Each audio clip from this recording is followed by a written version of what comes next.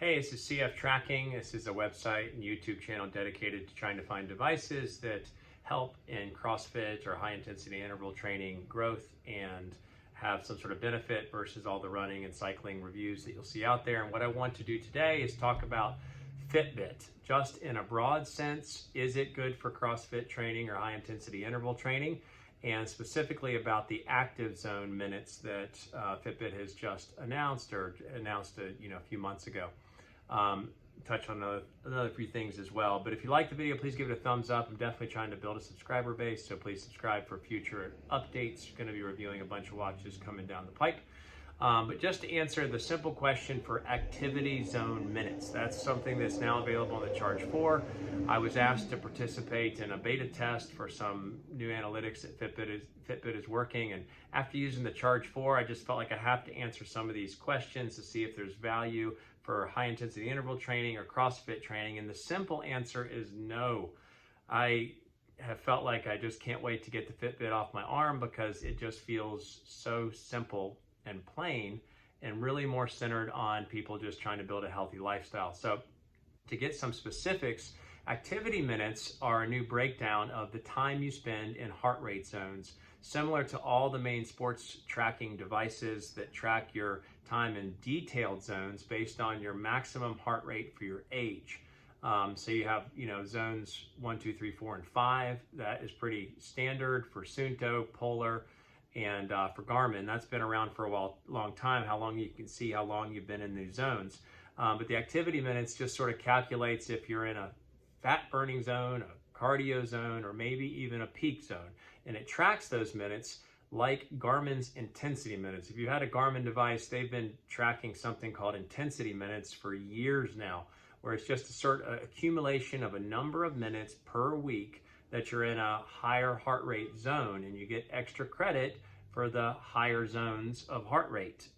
You get a double credit for the accumulation of minutes, with the goal being 150 or whatever you want to set your goal to be. But some standard out there is 150 minutes in these heart rate zones versus just counting steps. But when it comes to the workout, and I'll show you what it looks like on the Fitbit app itself when you do a workout, it just basically says you're in the fat burning zone, the cardio zone, or maybe the peak zone.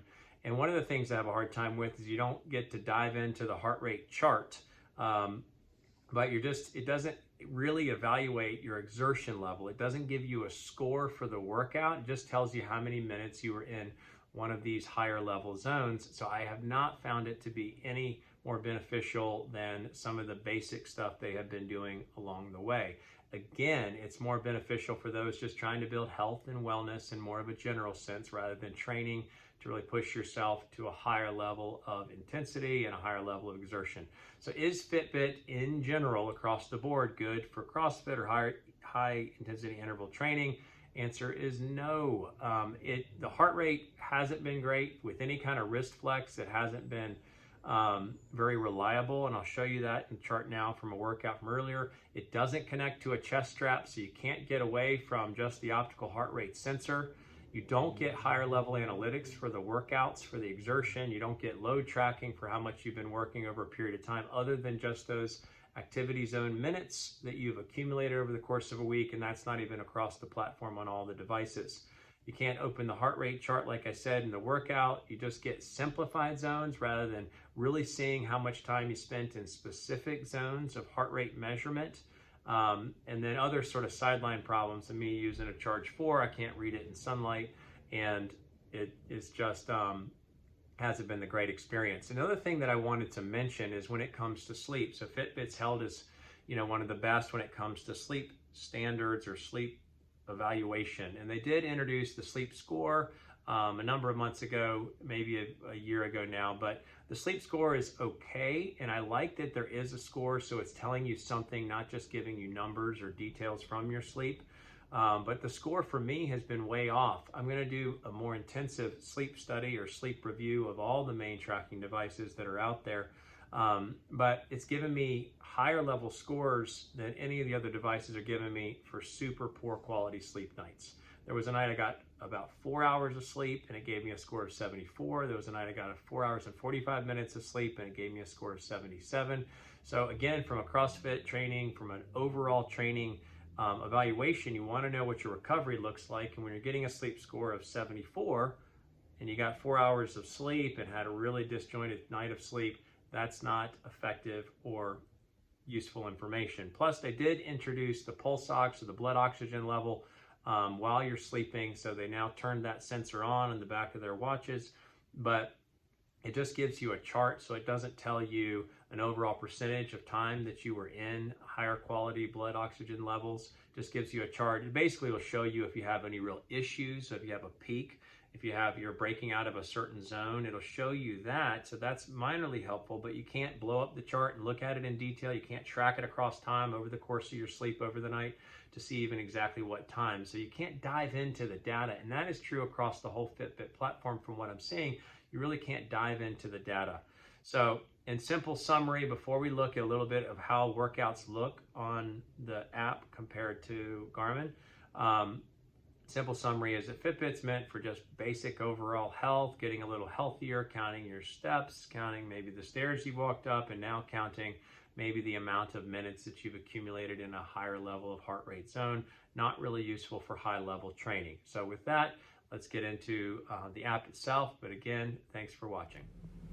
Okay, so what you can see, this is the basic landing page for the Fitbit app. You get your basic steps, miles you've walked, estimate of miles you've walked over the course of those steps, calories, the zone minutes that we've been talking about, floors. You get the basics for sleep, and number of exercises logged, water logged, how much you've drank water today. You can definitely dive into a lot of health-based aspects if you want to track your calories and that sort of thing. But one of the major things that you can see is when you look at a workout, so this was a relatively intense workout, it was a 2-part workout, and you can see the heart rate in the beginning was considerably low relative to the exertion level. So if I compare that to what it looks like here on the Garmin, maybe I should have started with that to begin with.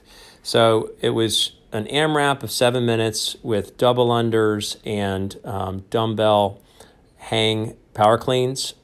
So that's the first hill there in the beginning. And then the second set was the accumulation of 100 calories on the assault bike with every minute on the minute, starting at 0, doing 7 hand release push-ups. So you can see a clear zone. This is obviously connected to a chest strap.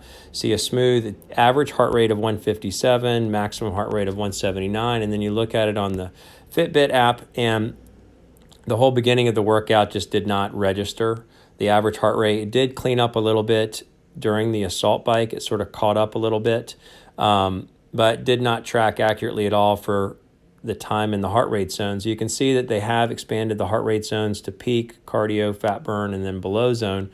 And then you can see in the middle here the active zones that you're accumulating over the course of that workout.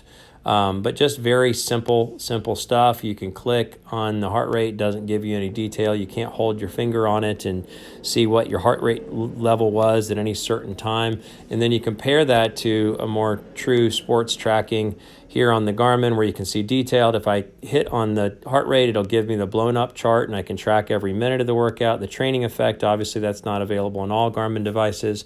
Respiratory rate, again, not available on all the devices. But you see the heart rate zones in the bottom.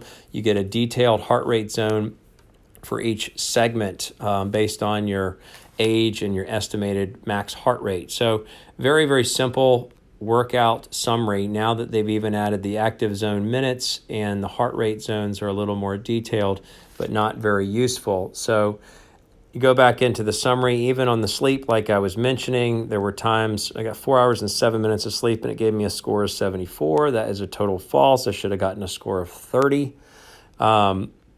Here's a night of sleep, 4 hours and 57 minutes. That is totally false. I should have gotten a score of 40. Again, so you can look in any of these nights, and it does show you your oxygen variation.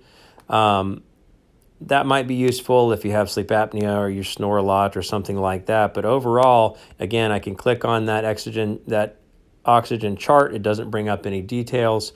It doesn't tell me a quantified value if that's necessarily good or not, and it doesn't tell me any trends on that metric itself. So again, you can see that my oxygen was a little bit more off for my brief 4 hours of sleep. But overall, some of the scores might seem like they're okay. I think what they do is they calculate, the percentage of time that you're in the right zones. And if you're in the right zones for the right percentage of time, then it gives you a reasonable score, even though this was obviously an abysmal night of sleep, and all my other devices said, you need to get some sleep, don't even train today. So again, looking at the basics of Fitbit, just a little bit overly simple, a little bit overly basic on the heart rate, and in this new active zone minutes that's now available and not even available on all the devices, doesn't really add a lot to the assessment of the exertion of a workout, which is the primary aspect that is important for training at a higher level. So again, thanks so much for watching, and cftracking.com.